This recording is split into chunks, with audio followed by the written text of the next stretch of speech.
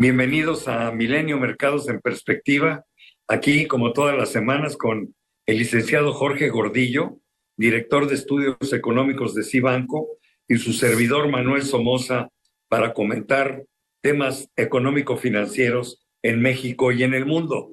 Y como siempre empezaremos dando alguna orientación sobre lo que sucedió en la semana en los mercados bursátiles. Yo diría que fue una semana de resultados mixtos. Muy bien en Japón, el principal índice Nikkei subió 2,56 en la semana para acumular un rendimiento en el año de 18,28. La bolsa en China, el Shanghai Composite, tuvo un rendimiento negativo de 0,97 y en el año está prácticamente tablas, apenas con un rendimiento de 0,89. El Eurostock también perdió 0,51 y en el acumulado del año trae 7%, que no es nada malo. El Dow Jones más 0,27 y un acumulado de 4,15. El Standard & Poor's también subió poquito, 0,54, pero trae un muy buen acumulado de 15,18%, y el mejor índice en el mundo es el Nasdaq, con más 1,33 en la semana, 19,41 en el acumulado del año. La Bolsa Mexicana de Valores sigue en picada, perdió 0,90 y trae un rendimiento negativo en pesos de 8,84 en lo que va de este año. El peso contra el dólar rebotó. El dólar, que había cotizado en 18,11 la semana pasada, se subió hasta el 18,32 para el cierre de la que está terminando. El euro contra el dólar se mantuvo constante en 1,07. El petróleo subió 1,29 para situarse en $81 por barril el WTI. O sea que tuvimos de todo en la semana y estuvo también muy llena la información. Sin embargo, nos vamos a referir a la más importante y empezaremos con Estados Unidos, donde salió el índice preferido de la Reserva Federal, que es el PCE, el Personal Consumption Expenditure, que lo que mide es la inflación en los principales bienes que consumen los norteamericanos.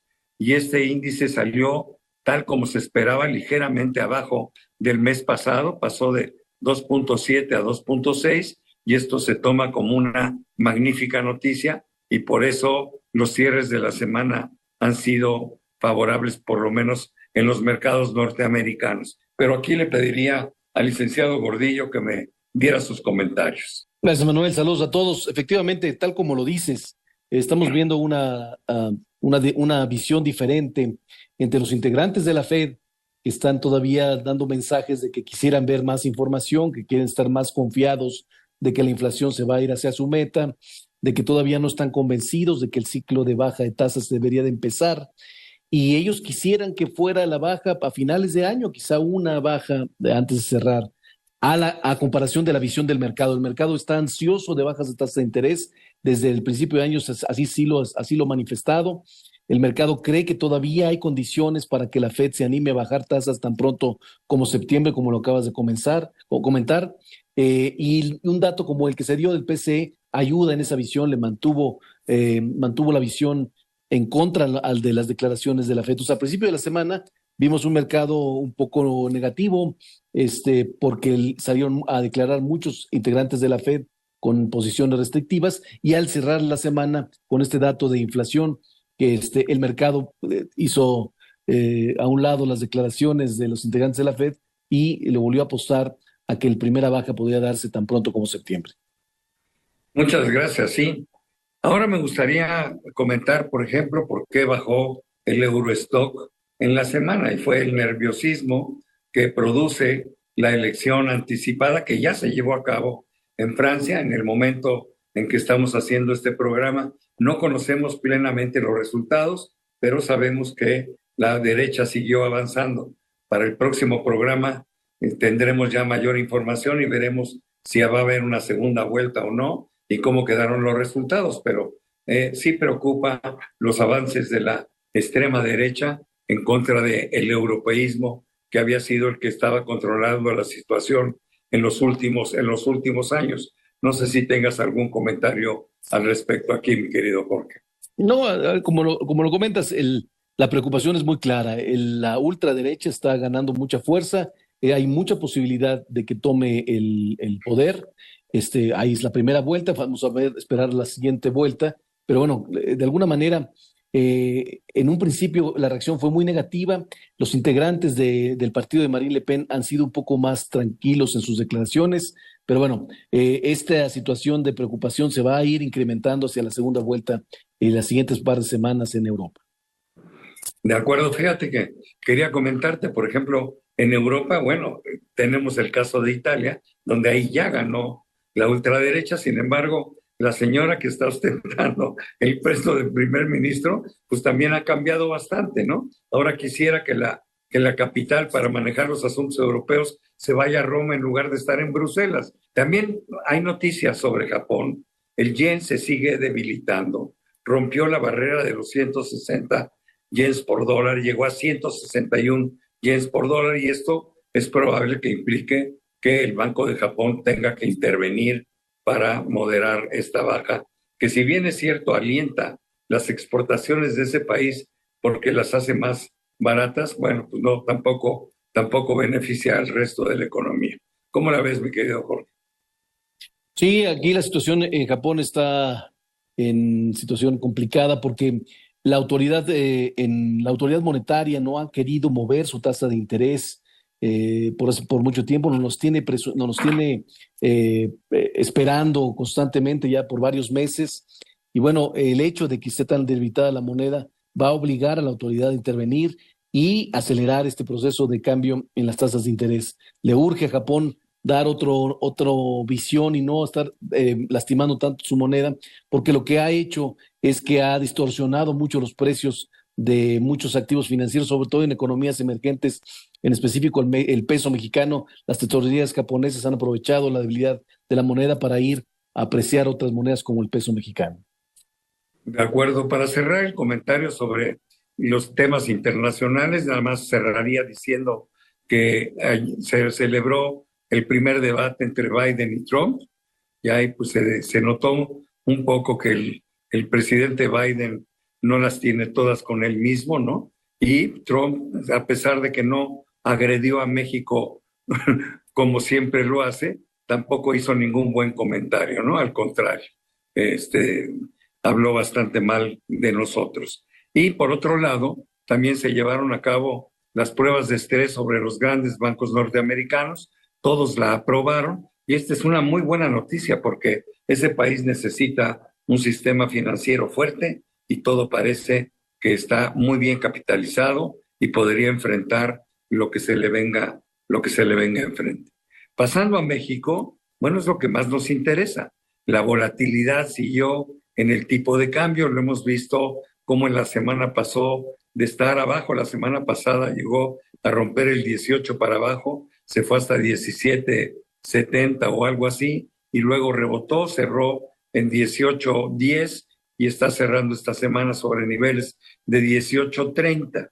El jueves la señora Sheinbaum dio el nombramiento a 5 nuevos personajes que formarán parte de su gabinete. Yo creo que la noticia fue bien recibida por los mercados, por los inversionistas, pero sin pena ni gloria, ¿no? No tuvo un efecto tan positivo como en la semana anterior los nombramientos que había hecho. Ahora, faltan un montón, ¿no? Son como 30 y tantos nombramientos y apenas si llevamos, si estoy en lo correcto, 12, ¿no? O sea que faltan muchas cosas que ver, muchas secretarías muy importantes que tenemos que saber y otras puestos que aunque no son de secretaría, son relevantes, como quién va a ir a la Dirección General de Petróleos Mexicanos, por ejemplo. Falta la defensa, la armada, falta gobernación, en fin, educación. Todavía hay muchas cosas pendientes. Vamos a ver cómo se desarrolla todo esto. Pero bueno, por lo pronto, esto no tuvo efecto negativo en los mercados. Y Banjico al final se expresó, dejó la tasa de referencia en el 11%. Yo creo que esto es producto de haber visto unos rebotes en la inflación que no le gustaron a todo el mundo. La votación en el seno de Banco de México fue 4 votos a favor de que la tasa se quedara tal cual el 11%, y hubo un voto en contra que sí le hubiera gustado verla bajar al 10.75 y nada más es lo que tengo que comentar. Yo creo que también es interesante que Banco de México dejó abierta la puerta para poder reanudar el proceso de baja pues tan pronto como el mes de agosto, si las condiciones lo permiten. No sé qué me puedas agregar a todo esto, mi querido Jorge. Sí, bueno, primero, nomás agregar un pequeño comentario a las decisiones del gabinete de la presidenta electa, sobre todo en el área de energía, porque en términos generales lo que hemos observado es que la selección de los integrantes del gabinete parece ser más técnica que en la administración pasada, pero primeros comentarios de la nueva secretaria de Energía es el sentido de mantener la postura de soberanía para la energía. Ya sabíamos que esto iba a pasar, pero ¿eso qué significa? ¿Eso qué significa para Pemex, por ejemplo? Significa que va a seguir siendo la presión muy fuerte, que seguirá siendo el talón de Aquiles de este tipo de esta administración, pedirle mucho a Pemex que no ha dado y que difícilmente vamos a ver cambios. Entonces, bueno, ahí va a estar la situación de riesgo y la situación que más nos vamos a fijar los analistas.